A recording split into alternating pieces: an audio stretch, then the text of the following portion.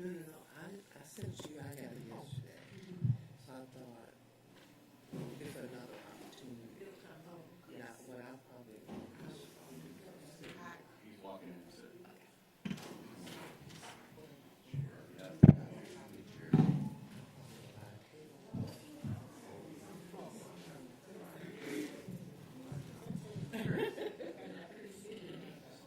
Right. So she just sent it. See, she sent it earlier. I said, oh, let's.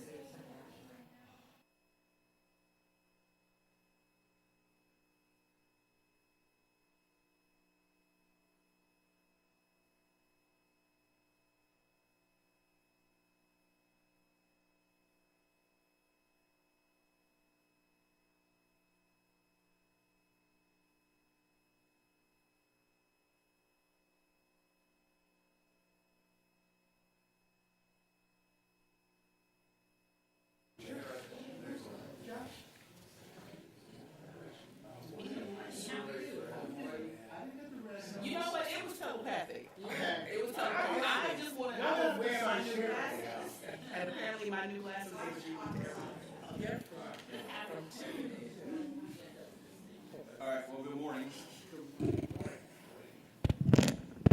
I hope everybody's doing well. I'm going to call the meeting, the February 23rd meeting of the Savannah Chatham County Public Board of Education Audit Committee meeting to order. Quickly, I'd like to introduce and welcome some new board members, Josh Keller, Gertrude, if she was able to dial in. She had a medical issue. She's not online yet. And my name is George Woods. And obviously, our new board president. So welcome, everyone. This is my inaugural meeting, and for those of you that don't know, there's a small online bookstore where you can buy almost anything you can imagine. So I bought myself the unabridged copy of Robert Rules of Order, so please be patient with me as I have to work through things. Well, see.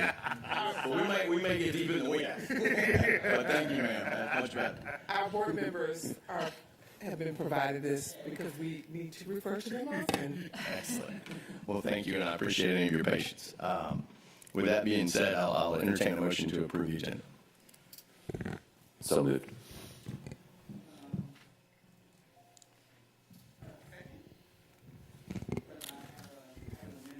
Okay. Maker of the motion can speak to the item first before the person who has the second. I do not. Sorry for not being on microphone. I seconded the agenda, but with the modification, I think that the Director of Internal Audit appointment needs to be removed because it's a personnel matter. So there's this. We'll open that to discussion. I want to say also, I was surprised to see that because we certainly don't ever discuss any personnel issues in a public forum. This would be something that would have to be taken up in executive session. So I concur that I feel it needs to be stricken from the agenda today.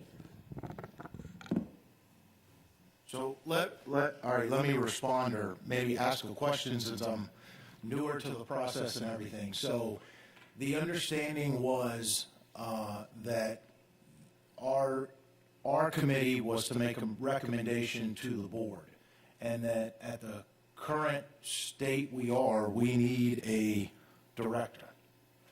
And so I thought this was the place to have that discussion.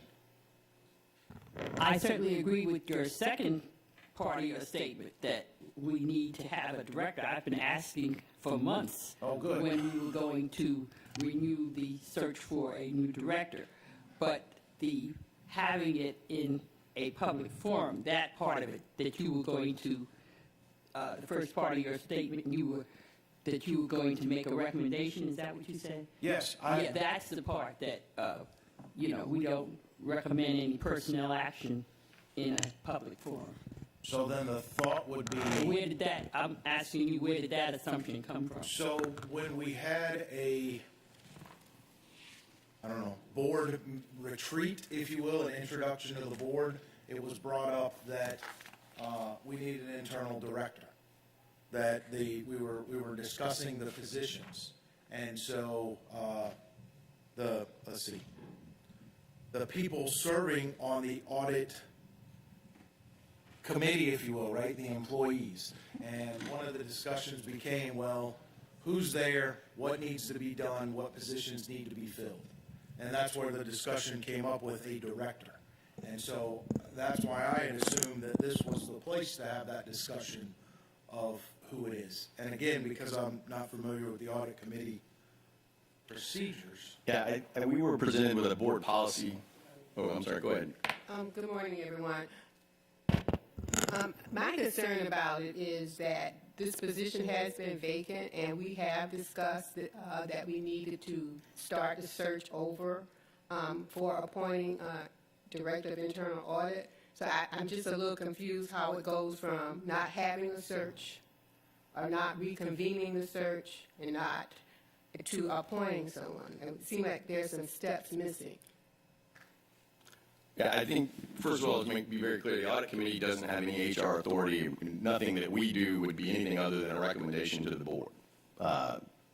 Board policy CD, line and staff relations, which was approved in 1997, revised in 2010, and then reviewed in 2018, states that the internal audits, the only exceptions to each employee in the school system, with the exception of the internal audit staff and the board of education office staff, are responsible to the board through the superintendent.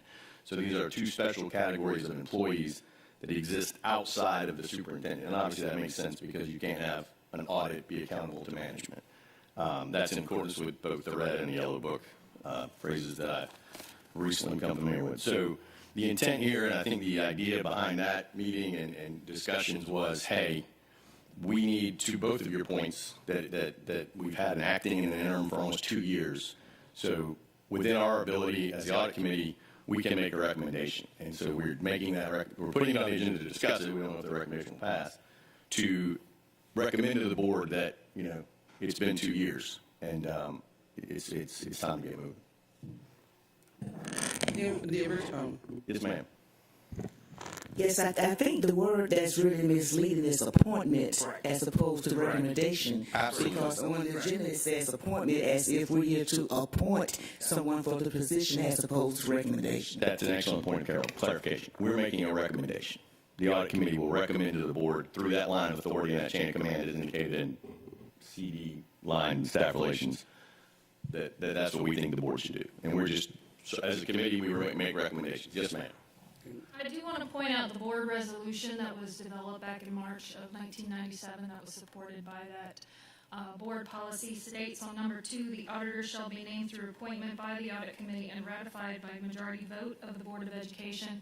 So that is where the word appointment comes from. Okay, so I want to get us back to the original motion, which is the approval of the agenda that has this item on it. If the item needs to be renamed, then we can rename it, the item can be pulled, or you can get the agenda approved without that item and then vote on talking about that topic as a separate thing. But now we are talking about the validity of the item. I couldn't agree more. And you're not getting the agenda done. So if you want to, so that's why I brought up in my second, let's pull that and talk about that, whether that should be occurring in this forum, separate from approving the things that we know we have to do today. Absolutely. So is there a second? You've made a second with an amendment. Do we want to vote on that amendment? That motion to approve the agenda as modified by the second?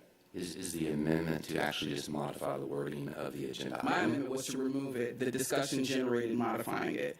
So an amendment has to be one of those things. If someone wants to, my amendment is to remove it. So that would require a vote. Can't be a second to your amendment. I mean,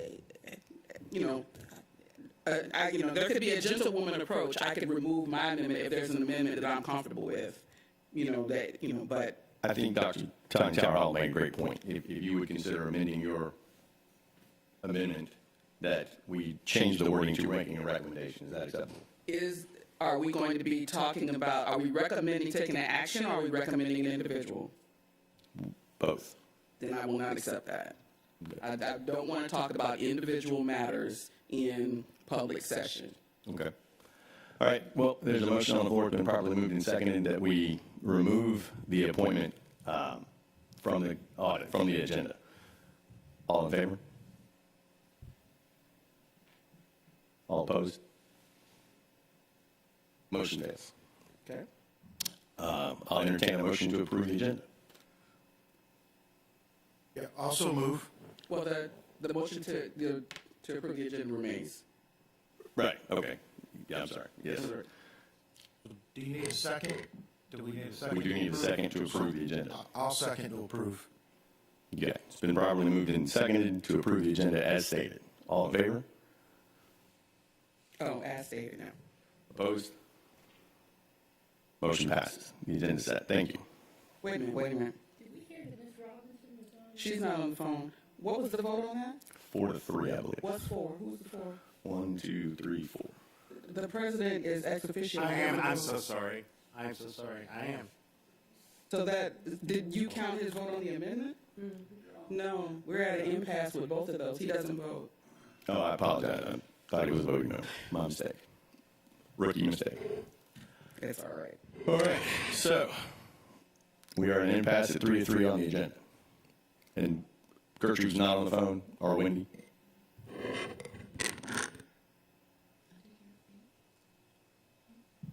No. Yes, I am on the phone, but I got in late. Can you guys hear me? Yes. Ma'am.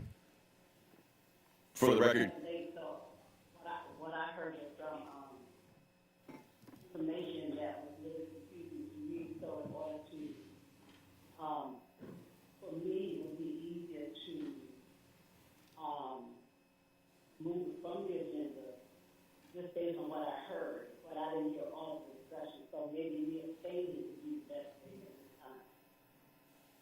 ma'am, did you say you were going to Direction from the chair. restate it? Okay, there's a motion, well, the agenda, there have been two motions to approve the agenda. One was with modification to remove item number 5 or 6, I apologize, the Director of Internal Audit Appointment. That motion was voted 3-3. There was a motion to approve the agenda as written. That motion was at 3-3. Wasn't aware you were here. So if you'd like to make a motion based on what you understand as it relates to the approval of the agenda, we'd certainly welcome that. Well, I wasn't privy to the discussion for either one of the motions. So, if there is a legal ramification for any item on the agenda, regardless of what it is, and that we're not clear on as a board, then perhaps we need to remove for further discussion. Okay. Everybody has clarity. All right. Dr. Hoskins Brown, will you make your motion again, please? Oh, okay. I move that the agenda for February 23rd be adopted with the modification of deleting the Director of Internal Audit appointment discussion item. Is there a second? It's been properly moved and seconded that the audit committee meeting agenda be approved as modified. All in favor? And Ms. Owens, you vote? Ms. Robinson? Oh, Ms. Robinson? How did you vote, Ms. Robinson?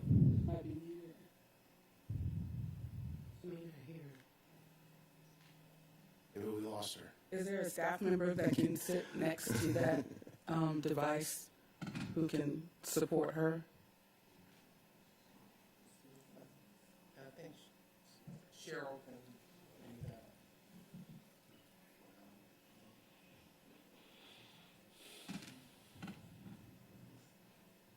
Chairman, Yes, ma'am. I may have to excuse myself from the meeting because my phone is not clear. I don't know who's speaking. I can't hear clearly. And I think it's a disadvantage for you and the other members of the committee for me to try to be a part of any decision making at this point. I apologize not being able to be in person. Physically, I'm not able to. And I express that to the chair. Understood, and thank you. Phone is just not working. Understood. Technology happens. We're all working through all the technology issues we have. Mr. Chairman? Yeah. Do you want, since we're in the middle of an action, do you want to ask her if she wants to take action on that, or do you want to abandon the agenda? Ma'am, would you like to vote one more time before you depart? I think I may have a way to rectify this, but Okay. I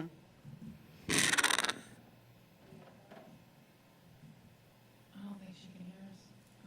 I think with it being 8:16 in the morning, and we're 16 minutes into a 1-hour meeting, I'm going to go ahead and vote in support of Dr. Hoskins Brown's amendment. So I think that would be 4 to all opposed.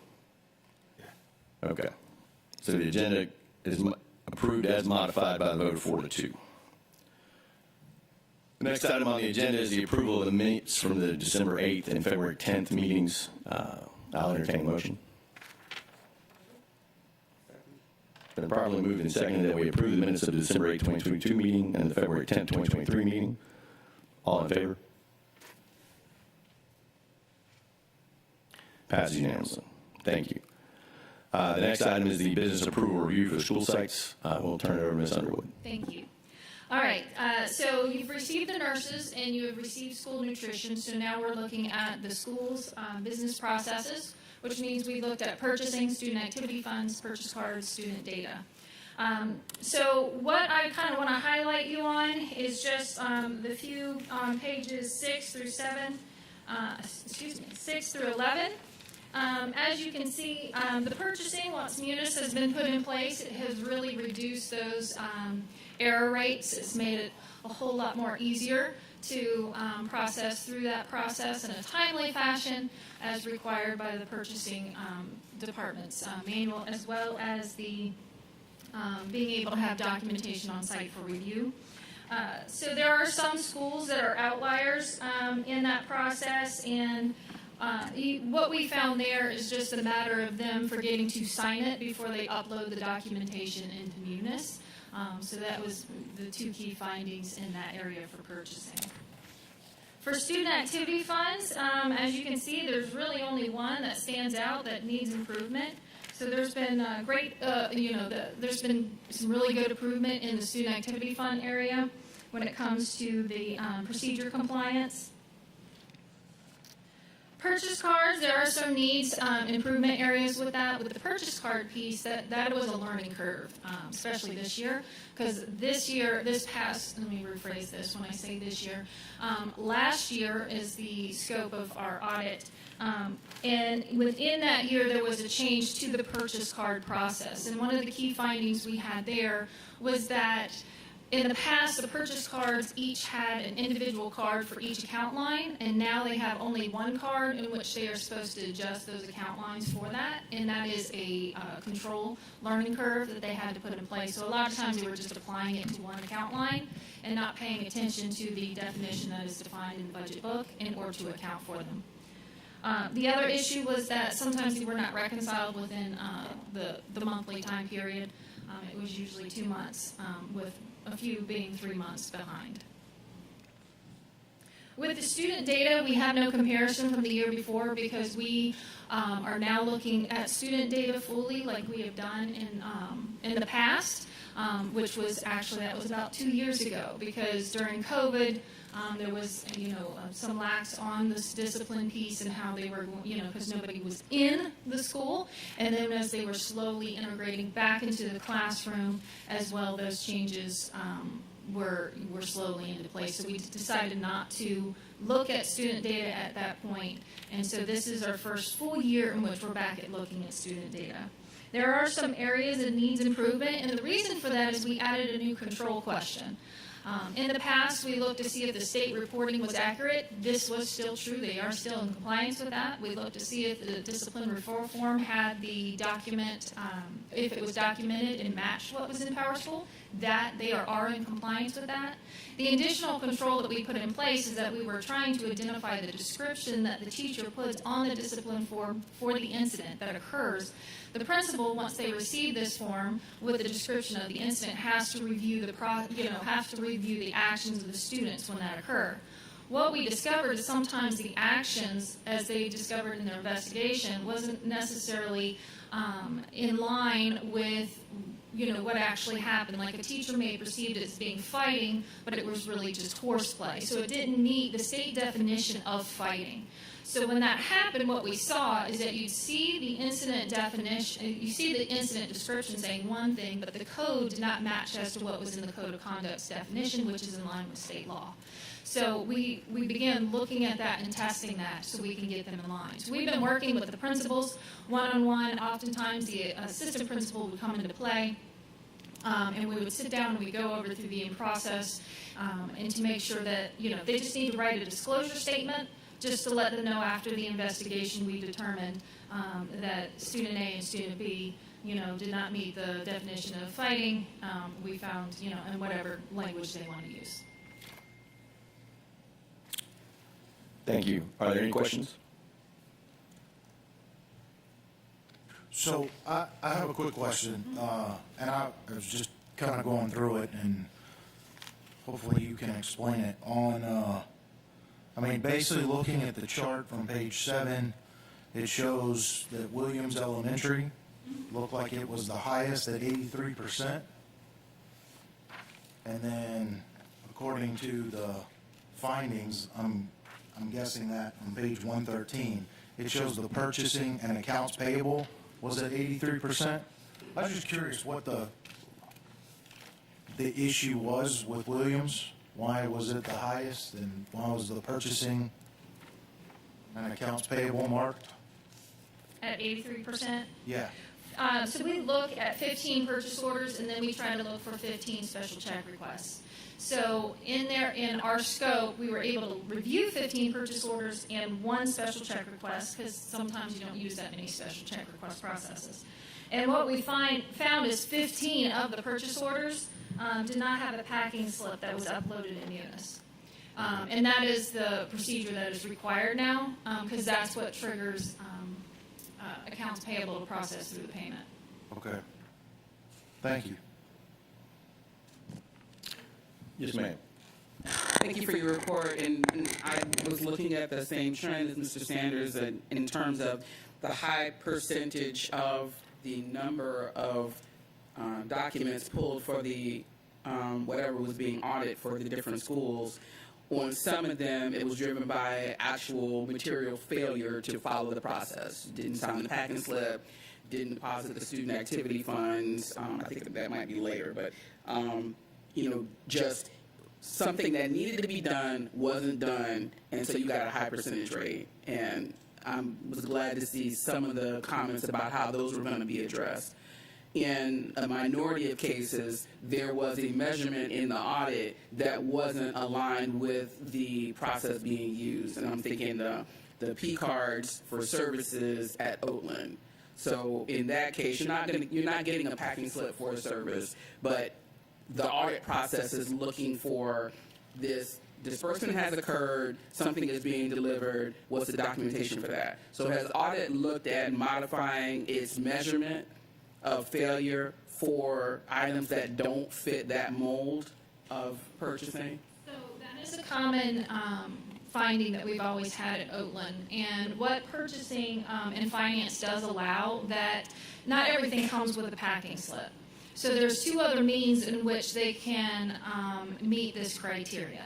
One of them would be send an email to the secretary with the notion that we have received the materials, we found quantity such and such, or in this case, full quantity was delivered on this date and done with it. Or they can just say there was no packing slip, and there's just a notion of that as well, which that would suffice as well. There was no document at any point to acknowledge any of those 3 options that finance allows us to, in their criteria, to accept.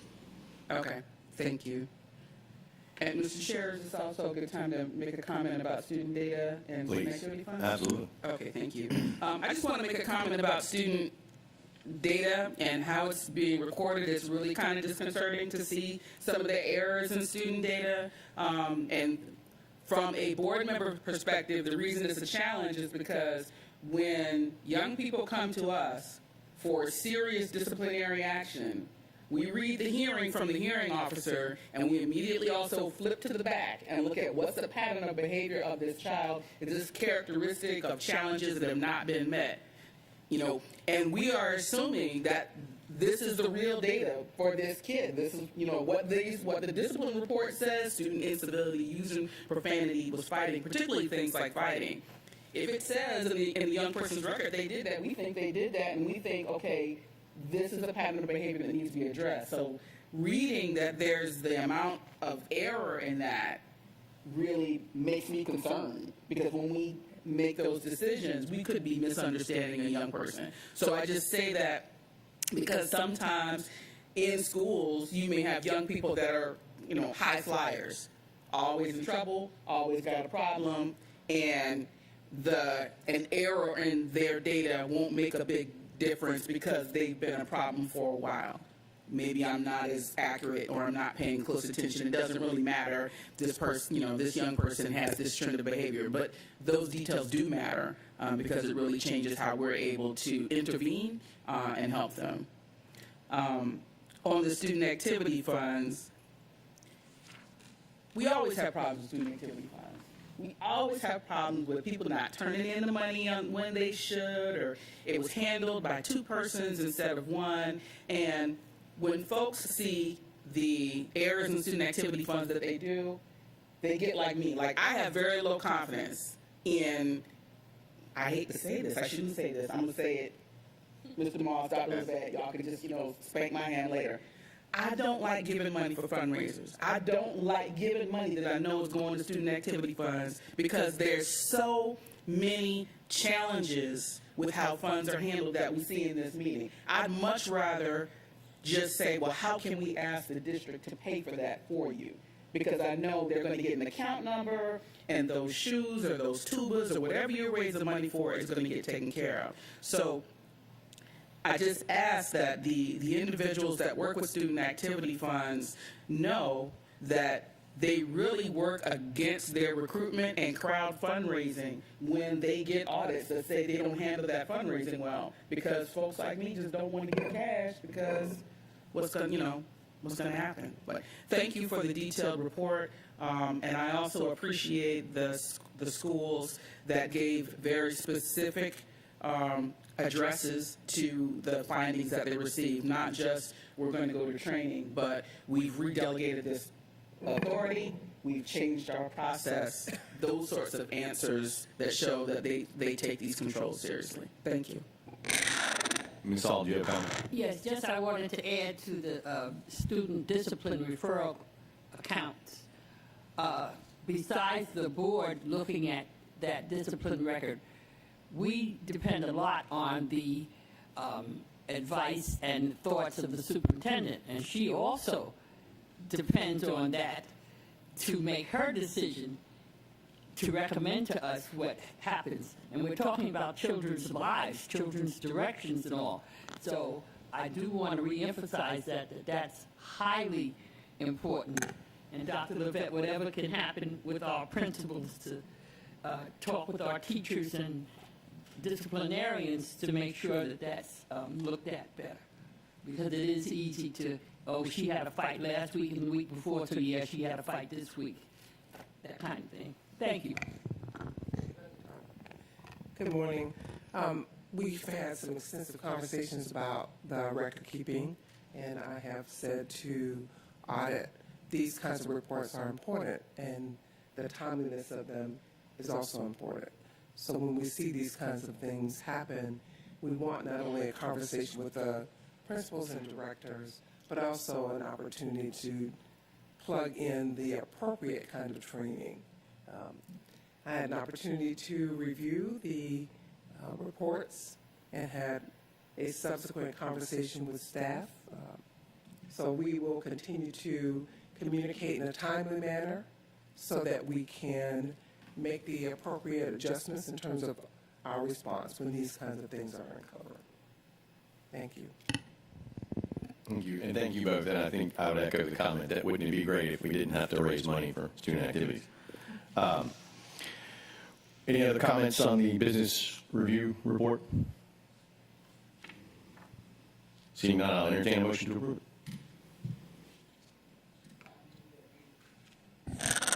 we accept the business process reviews for school sites. Is there a second? It's been properly moved and seconded that we accept the business process review report as submitted. All in favor? Any opposed? Report is accepted. The next item, as soon as I find the agenda, is the East Blost Jenkins High School final review. Good morning, everyone. We completed the Jenkins High School final review, and if you turn over to page 2, we have our audit objectives, where we focus on compliance with the responsibilities of the district and the design professional, the construction manager at risk, and other awarded vendors. On the other awarded vendors, we actually focus on FF&E, since this is a closeout project. We looked at project expenditures to make sure they were appropriate, properly authorized, adequately supported, and timely, and also to determine that change orders are properly authorized, adequately supported, and reported to the board as defined in board policy. For our audit scope, we looked at documentation maintained in a variety of our systems, as well as in the capital projects department. We looked at board policies, administrative regulations, contracts, purchase orders, and as you see at the bottom, project closeout documentation. And since this was a closeout audit, we conducted surveys, performed site visits, and verified furniture equipment on site. Turn over to page 3. You have our background. So Jenkins was part of our E3 project schedule that was approved by the board, and it was completed in multiple phases. And when we completed an initial audit of Jenkins back in December of 2020, we looked at phase 1 and phase 2. And with that audit, we also looked at the site work contractor and the demolition contractor. If you turn over to page 4, you'll see that material completion was obtained for the new building in July of 2021 for the building, and then in March of 2022 for the athletic fields and other associated work. Hussey Gate, Bell & DeYoung was our design professional for this project, and J.E. Dunn Construction Company was our CMR for the project. And when we finished the audit, the final payment and retainage payment was still outstanding for the CMR. We always love to see capital outlay, which was highlighted in our CIC meeting yesterday. Jenkins project is eligible for a little over $2.3 million, and we have received most of that. There's just a little balance left at the conclusion of our audit.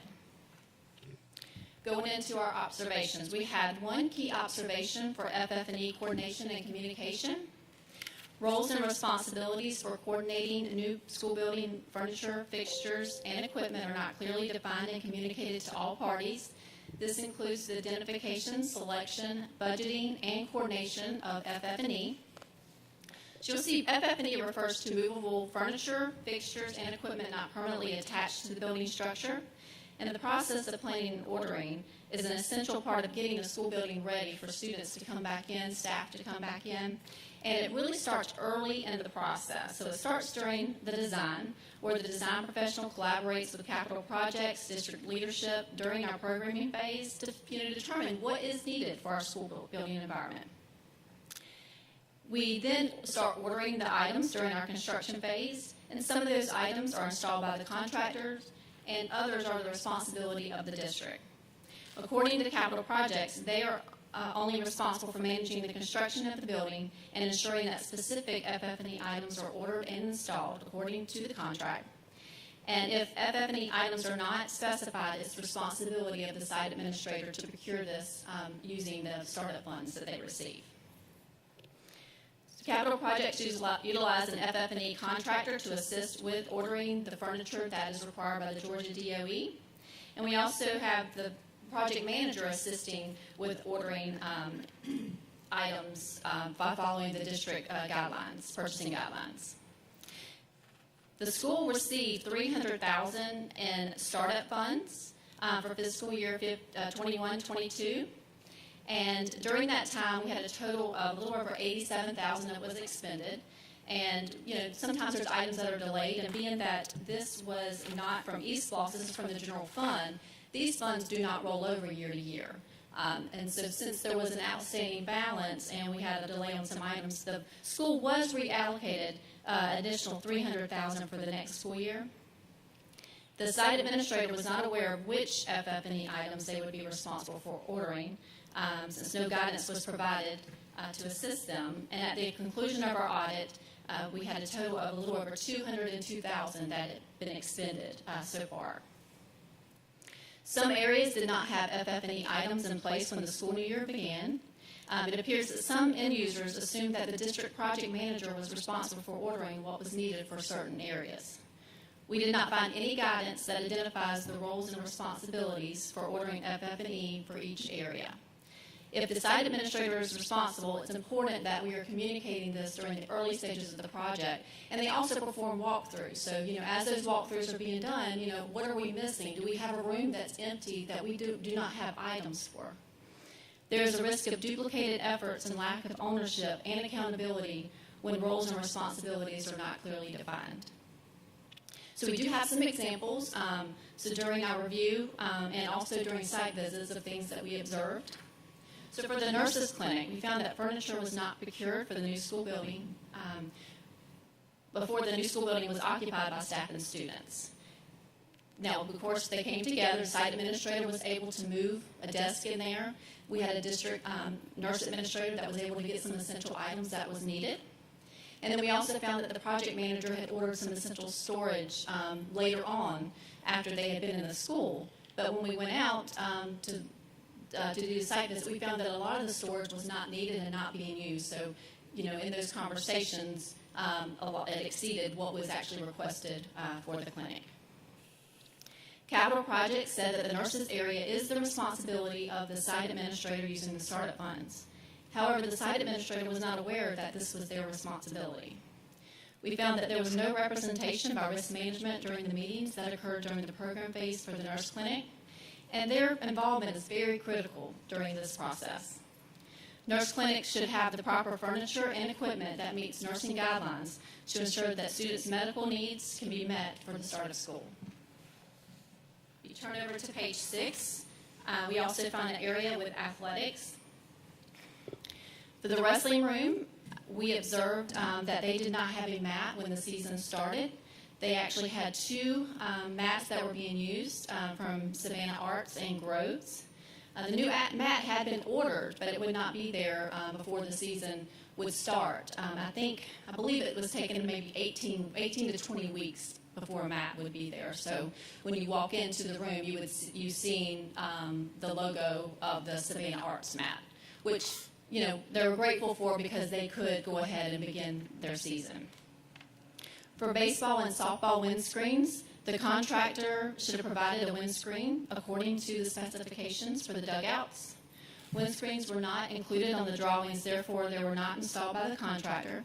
Athletic staff submitted a request to Capital Projects for the windscreens and other athletic items in March of 2022 when the athletic fields were complete, but we could not find any follow-up communication after May of that year. FF&E items that were not part of the Capital Projects East Falls procurement plan were not properly communicated to the site administrator prior to completion of the building. And with that, we have a recommendation, and we understand this is going to be a collaborative effort with several divisions. So we look at this as like a 3-step process to make sure that we are getting everything that's needed for the school and we are ready for students to learn. So we have all divisions should coordinate with each other during the design phase and identify the roles and responsibilities for the procurement of FF&E using startup funds and include a budget timeline. Develop checklists that are included in a manual for site administrators that align with the roles and responsibilities for FF&E procurement from the construction to the move-in phase of a project, and to develop a structured communication plan for all applicable divisions throughout all phases of a project. This will help identify you are responsible for this area, so everyone will know what they are responsible for. And in your packet, you will see you should have a management action plan where management submitted the actions that will be taken. And again, like I said, this will be a collaborative effort and between academic affairs and the division of operations. These divisions will work together to develop a clear guidance document regarding purchase responsibilities for administrators that is not included in the FF&E purchases. It will be a collective responsibility owned by both divisions to ensure clarity and a comprehensive document is produced. Academic Affairs Division will monitor and support administrators in making sure they order the necessary resources and equipment needed for their site. Academic Affairs will provide FF&E that is not included in the established construction programming. FF&E specific needs vary from school program to program.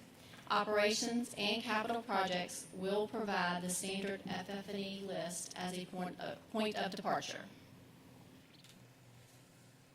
And then if you look at, we did have an other matters section. We thought it was important that we include, because this is something we found with. Yes, ma'am. I'd like to ask you a question before you go on. Yes, ma'am. Really, this question is for our deputy superintendent. It seems to me that I was told or made aware that in our new project, the K-12 growth project, that we actually are considering or have considered a designated person to be the actual director of our FF&E, which would then encompass all of this and be the go-to person for all of our different departments so that we could be assured that there's a smooth collaboration and not just leave it up to hope and chance that each department works well with the other. Am I correct about Correct. that? You are correct, and good morning. And previously, the district did have what we refer to as an FF&E coordinator that was responsible for all furniture, fixtures, and equipment, and that is a vital and critical position to the district. We need to know what our inventory is at all times, what the condition of the furniture is, not just in new schools. There's 3 categories of schools when we build them. We just didn't start building new schools. We're in E4. So for some reason, there was a disconnect with Jenkins High School. In regards to meetings and communications, there is a standard meeting on all projects. We refer to it as our OAC meeting, which is our owner, architect, and contractor. We meet every other week on every project. And all parties have an opportunity to attend based on those invitations. I'm not sure if they can pull up this particular document that I'm seeing now, but it gives you kind of an overview of what the capital projects and the contractor is responsible for purchasing. And you heard Tiffany make reference to, Kurt, is there anyone in the back that can pull up the screen for me? Thank you. So what you see here is a comprehensive document of all furniture that's required as a part of the construction project, from chairs to tables to student desks. And this is what we're recommending that we share with our academic team, that we share with our athletics team, with our nurses, with all who has a responsibility for ordering this furniture. The architect, the project managers aren't as skilled to know all of those areas, but we've been successful in using this as a template, and we want to be able to pass this template over. So you see all of the various vendors that we have used to purchase. So it is a very extensive document that's a part of our work, and we'll be more than happy to collaborate. We have to work together. Again, they're always our students, and we want to make sure that the buildings are open on time and we're ready for instruction. But when it's a replacement school, which means the only thing we're doing is we're demolishing the existing building and building a new building, there are certainly some items that transfer over. Not all furniture has to be replaced. Some of those items should transfer from the school, the existing school, over to the new building. Whenever we're building a school from the ground up, that's not a replacement, i.e., when you're building a brand new school that does not exist currently, it is the expectation that some of that equipment, based on the condition, should transfer over. So we are working together. We will be putting together a guidance document. We will be using this template to make sure that the specific site responsible areas of focus, we will help them define what those items are, make sure that they have an opportunity to attend those OAC meetings. They'll be apprised of what the timelines are, the schedule. Certainly, we're still contending with some supply chain issues, so we'll be making sure that they understand the importance of making sure we have that information. We will assist them. But certainly, based on the size of this district, and as we continue to grow, as we continue to shift, there certainly is a need for us to have an individual who has that single focus and responsibility relative to furniture. But wanted to share this document with you. You can see the various schools, how we set them up, and certainly we'll be working with our team to help them have a guidance document, bringing some of those principles to the table, who's gone through the process. And it could be, it's overwhelming. You have a responsibility of managing an existing school and then building a new school on your site. So all of the support that we can give is critical because we want them to continue to focus on that area of instruction. So certainly we're willing, we're ready, and we're working to put a guidance document in place, and we'll certainly welcome the opportunity to bring that back before you. Okay, ma'am, and that, the management action plan states that that'll be in June? Yes. Okay.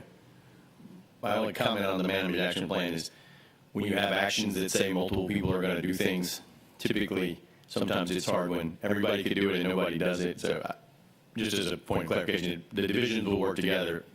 Some clarification there might make it easier to make sure we hit that June 23rd deadline.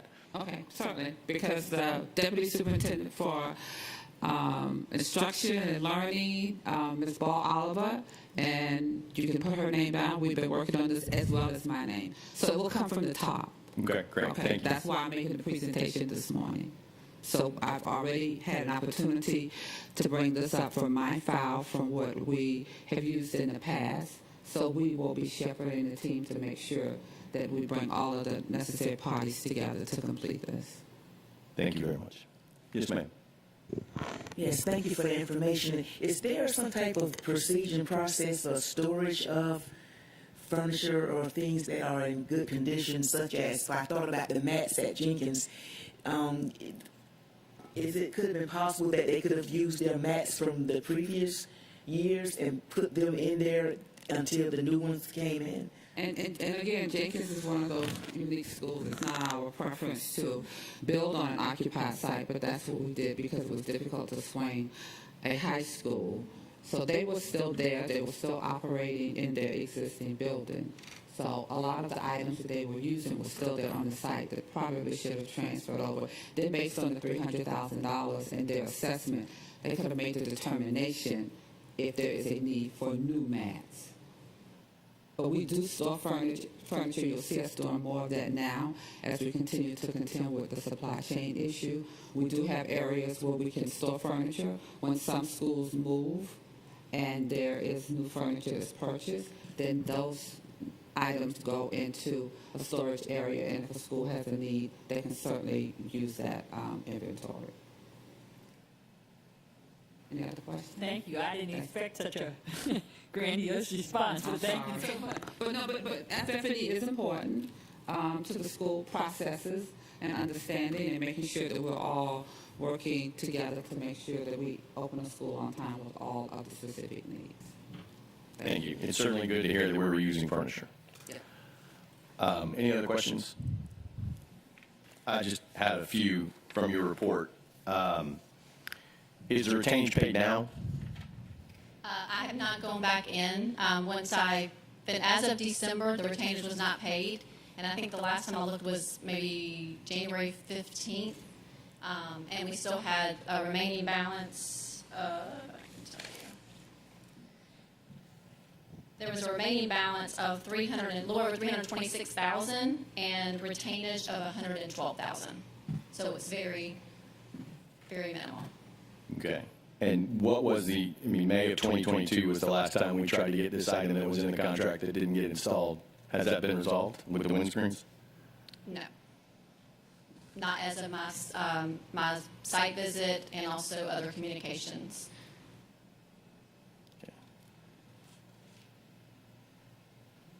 All right. Thank you.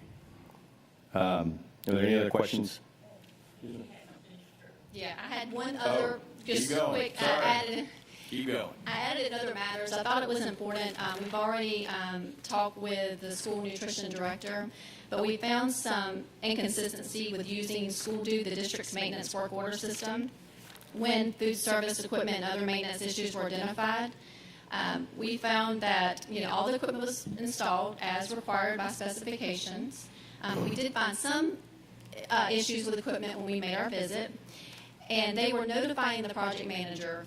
And project managers are managing multiple projects. They will move on to other projects, but usually within that first year.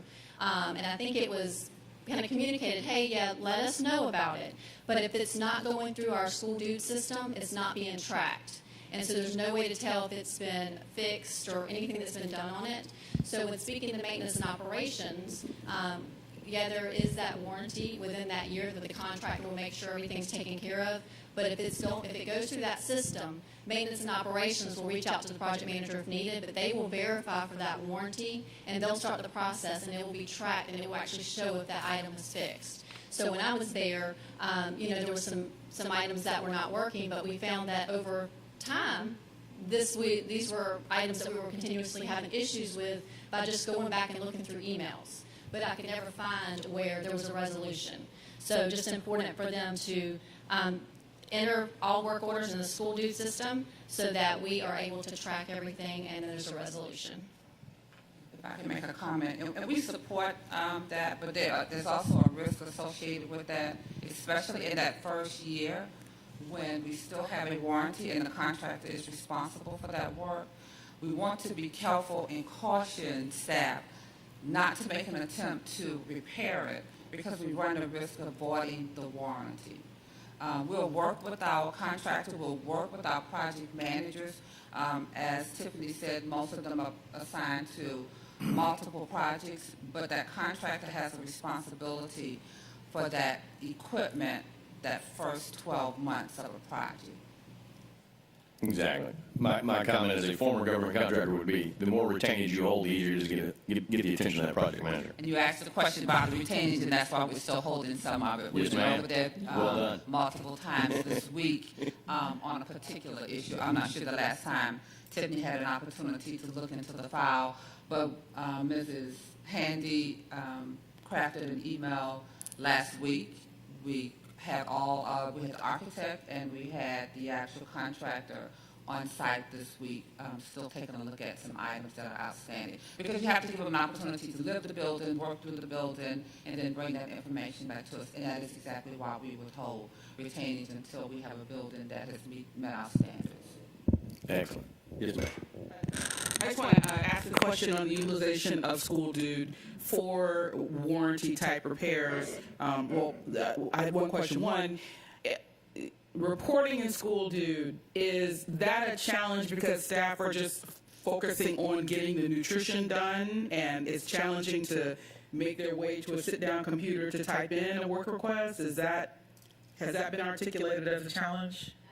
I met with the school nutrition manager that was on site. There were some that she had put into the system, but during that first year, she was they would come back to the school and she would send a list of items, but then there might be an item that she thought that maybe she made the project manager aware of, but when I was out there, he could not find anything that he was made aware of it. And so it kind of just fell through the cracks. Okay. And that was one thing too, because they did say, hey, we want to make sure it's taken care of because the contractor has the warranty. And when I talked to maintenance and operations and when I reviewed all the work order reports, they actually have a system where they throw it back over to the contractor where they do not work on it. Thank you. And this question is for our deputy superintendent. Is there a button in School Due that you can select in the work order that says this is a warranty item? Because perhaps that can be helpful if there's an option where you can put in the work order and you can choose a radio button that says, this is a repair, we need to fix it, or this is a warranty thing, somebody needs to call the company. Perhaps that will help with the tracking and keep people from working on something that we should not be working on. During my roof audit, I learned that there is a warranty process within School Due that they put that through. So there Okay. is like a work order system, so they create a whole new work order when it's warranty. Okay, so, but can you identify that as the requester in the very, very beginning? Like, can you see that without having to put narrative in an open field? Maintenance and operations will do the research on that. When the requester puts it in, they put in the issue they're having, and it's up to maintenance and operations to verify that there's a warranty on file. Okay. And that's why I made the comment that there is a small risk associated with that, and any opportunity there is to avoid having a warranty voided. So we will continue to research what's going to be. It's not going to be 100%, but we want to get as close as we can, 95%, to make sure that there's a process, to make sure, one, the end user has an opportunity to log that, and two, that information is then transmitted to the correct party in a timely manner. That's just what I'm asking for. I think you guys are on it. I appreciate it. I just think it's really helpful to have automatically sorted data that doesn't require a technician to read a field and interpret, should I call someone? If you have a selection process that allows those data to go through two different channels, then your human error rate goes down significantly. Exactly, and just the sheer number of work orders that the department is responsible for processing any given day. So that's how we'll continue to evaluate and determine what's going to be the most efficient method. Dr. You have any other questions?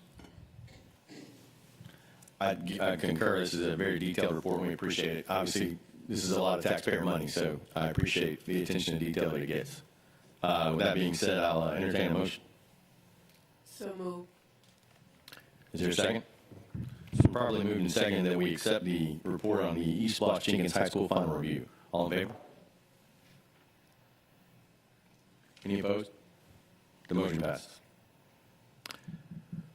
The next item is the external East Bluff audit. The external East Bluff audit is conducted yearly to adhere to state law that is required for East Bluff expenditures.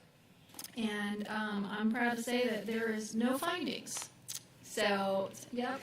So I'm just going to read straight from their report to us. In our opinion, the Savannah Town Public School System complied in all material respects with Article 8, Section 7, Paragraph 4 of the Georgia Constitution Official Code of Georgia regarding expenditure of sales tax for educational purposes during the year ending June 30th, 2022. It is our process that this comes through this department. That is the responsibility of the audit committee. They will approve it, and then it will move forward to the board.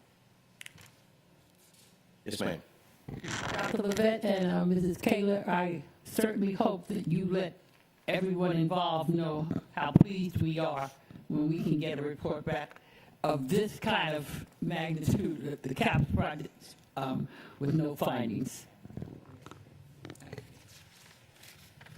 I second that. Congratulations. And I think, when you score a touchdown, you just hand the football back. So are there any further discussions on the no findings report? Say it just, we just had East Lost 4 pass, and it just shows the public that we are good stewards of the public dollar. So I commend the staff for what they're doing, and we're just excited about what's going to happen with SLOSS 4. Also, something that Ms. Kayla Miller said, this isn't our first time building schools. We've been building schools since SLOSS 1, 2, 3, now 4. And I thought about something regarding inventory.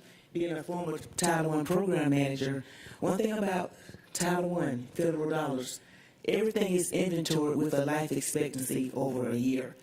So although when we go into our K-12 school, we have Gould, Mercer, Groves, all our Title I schools, trust me, everything is inventoried.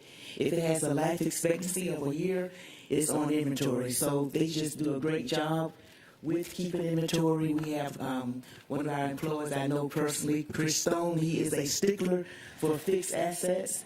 So just keep up the good work, and we're very proud what's going on within our district regarding the taxpayers' dollars. Thank you. Again, congratulations. Is there a motion?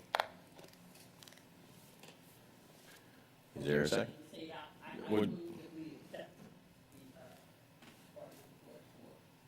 The external East Bluff audit. Is there a second? It's been probably moved and seconded that we accept the external lease block audit. All in favor? Any opposed? The motion passes. That concludes our approval requirements. We have 2 informational items that we'll turn over to audit. And to reserve time, I will not talk about the quarter 2 status in full, other than that we are moving along as best as we can, and of course that we are short-handed in the department. We're not fully staffed, but we are currently, the application for the academic auditor is open. It will close March 17th, so we will start the panel again at the end of March in order to conduct the interviews, and then we will conduct a second interview at that time too, to determine, in hopes that we will have that person in place by the beginning of the next school year. So with the summary of audits, I'd like to point out, this is... Yes, ma'am. I have a comment about, I thought you were ending what you were saying about the summary audits. I have a comment about one of the timelines in there, but I can wait until you finish. Okay. So the summary of audits, we are bringing this back into the district accountability system. At one point, this was part of it as an informal document that was provided just to show what audits were coming through, not necessarily internal, but also external, as well as any monitoring reviews that were occurring. We have shifted this review from July 1st to June 30th. That is now being shifted to January 1st to December 30th, to more go in line with how the federal review teams come in and conduct their reviews. As well as reducing the workload on us, because we're also providing the risk assessment and other self-assessments and multiple things to you as the board as well during that time period. So as we have shifted this, moving forward for this first year, you are only seeing the external audit from the East loss that has occurred as the external audit for the finance, as the ACFR has not been presented yet, which we will have that soon from our finance team, but we've only included the internal audits at this point. Moving forward, working with the superintendent and her cabinet, we will streamline a process. Well, those reviews that come through the district, once the superintendent has signed off on those responses, that information will be provided to the audit department, of which we will put the findings as well as management's response in the report, and that will be what is going to be presented to the board as well. But we flow this information through you as the audit committee, because our audit committee standards require that we have to conduct a follow-up, and we use this tool as our follow-up to show that we've actually reached back to management to see the actions that they have taken and where that status is. So when you go through that, you'll see in the beginning portion, you'll see kind of a graph, and that's going to show if there was any comments at all, or if there was comments, was it completed in the prior year, or was it completed this year? Yellow would reference that it's in process. We've also added our business process reviews as well, and what we've defined as 100% error rate, we thought we wanted to highlight if somebody did get 100%, which we have done in the past, we needed to highlight that here. A higher error rate would be that inadequacy that you saw on the report. The yellow would be the needs improvement, and the proficiency is that first column that you saw in the business process reviews. So the attachments to the rest of these is what we have, are the reports that we've come through that have been in place. So for instance, if you see the audit of before and after school contract, that was issued back in May of 2017.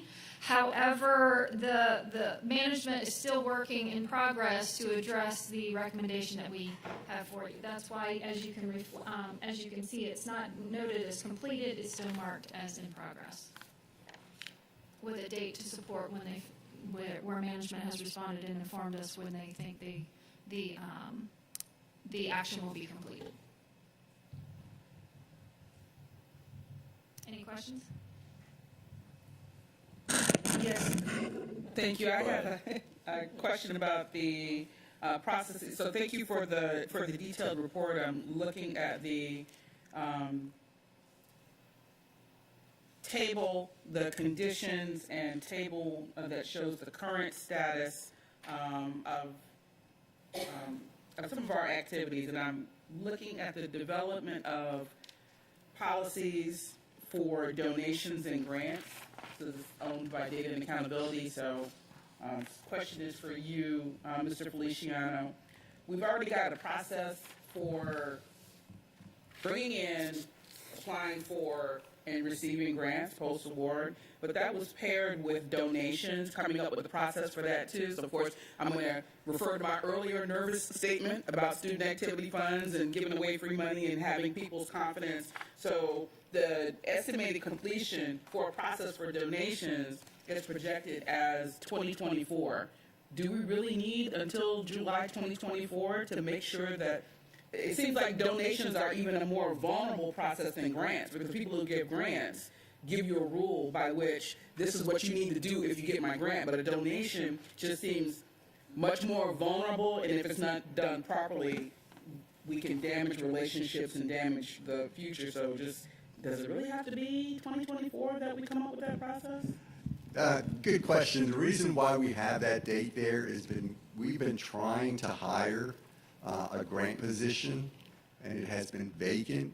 Now, an internal staff has taken on the role of creating the process, updating policy and regulation, making sure everything's in place.